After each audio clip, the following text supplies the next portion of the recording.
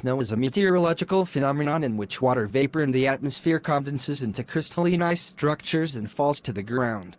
Snow typically forms under cold weather conditions, and ice crystals come together to create snowflakes. These flakes slowly descend to the Earth's surface, forming a cover. Snowfall varies in quantity and intensity in different regions of the world.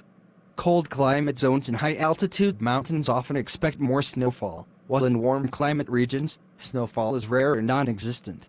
Snow is known for its environmental impacts. Especially in regions with frequent snowfall during winter, a snow cover plays a crucial role in preserving water resources and preventing soil erosion. It also offers numerous opportunities for winter sports such as skiing and sledding.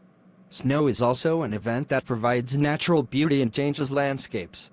Scenic views covered in a white blanket are captivating for many people.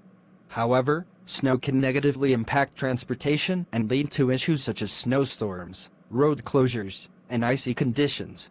Therefore, being prepared for snow conditions and practicing safe driving are important.